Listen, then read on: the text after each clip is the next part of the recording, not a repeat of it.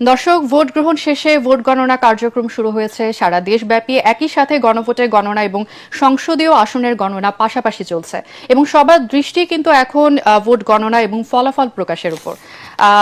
বিভিন্ন ভোট কেন্দ্রে, দেশের বিভিন্ন প্রান্তে ভোট কেন্দ্রে ভোট গণনার খবর সংগ্রহ করার জন্য আমাদের সহকর্মীরা অবস্থান করছেন। এই মুহূর্তে সিলেটে আছেন মাহবুব কবির চপল, রাজশাহীতে ইমদাদুল্লাহ বাবু, চট্টগ্রামে ইরফানুল হক এবং আমরা পর্যায়ক্রমে তাদের কাছ থেকে জেনে নেব ভোট গণনার সব শেষ খবরাখবর। আমরা প্রথমে চলে যাব মাহবুব কবির চপলের কাছে, তিনি আছেন সিলেটে। চপল, ভোট গণনা সবশেষ কি তথ্য আপনার কাছে আছে?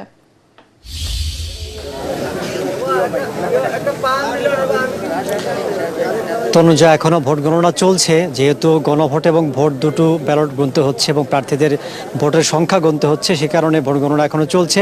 আপনি যেমনটা বলছিলেন যে অপেক্ষার প্রহর গুনছেন ভোট কেন্দ্রের বাইরে যারা নেতাকর্মীর সমর্থক এবং সাধারণ মানুষ, সবাই অপেক্ষা করছেন যে আসলে কেন্দ্রভিত্তিক যে ফলাফল, যদিও কেন্দ্রভিত্তিক ফলাফলগুলো একসাথে হওয়ার পরে উপজেলা থেকে একটা রেজাল্ট হবে, সেই রেজাল্টটা ডিসি অফিস বা রিটার্নিং কর্মকর্তার অফিসে যাবে, তিনি তখন আনুষ্ঠানিকভাবে ঘোষণা করবেন। তবে তার আগে যে কেন্দ্রগুলো আছে, যে কেন্দ্রের সমর্থকরা আছেন, এজেন্টরা আছেন, তারা অপেক্ষা করছেন যে আসলে কেন্দ্রভিত্তিক ফলাফলটা আসলে কি হয়। কেন্দ্রভিত্তিক ফলাফল কিন্তু প্রিজাইডিং অফিসারকে স্বাক্ষর করে এখানে টাঙিয়ে দিতে হবে, অর্থাৎ এখান থেকেই যারা এজেন্ট আছেন, যে প্রার্থী আছেন, তারা জানবেন যে তাদের প্রার্থীরা আসলে কত ভোট পাবেন। একটি বিষয় যদি বলি, সেটি হচ্ছে যে এই সিলেটের যে কেন্দ্রগুলো আছে, সেই কেন্দ্রগুলোতে ঠিক কত শতাংশ ভোট পড়েছে, আমরা যে কেন্দ্রে গিয়েছি, প্রিজাইডিং অফিসাররা আমাদেরকে দুটোর আপডেট, অর্থাৎ বেলা 2টো পর্যন্ত যে ভোট পড়েছে সেই আপডেট তারা দিয়েছেন।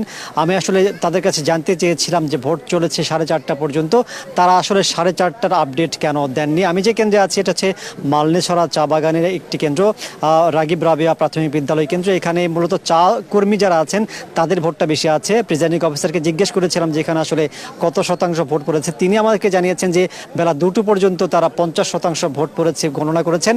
আর 2.5 ঘন্টায় কত শতাংশ ভোট পড়েছে সেটি আসলে কেন গণনা করেননি সেই প্রশ্নে তিনি বলেছেন যে আসলে ঊর্ধ্বতন কর্তৃপক্ষ 2টো পর্যন্ত আপডেট দিতে বলেছে, বাকিটা হয়তো তারা পরে আপডেট দিবে। এটা আমার কাছে কিছুটা খটকা মনে হয়েছে, যদিও ভোট গণনা শেষে তারা একটা পার্সেন্টেজ এখানে হয়তো জানিয়ে দিবেন।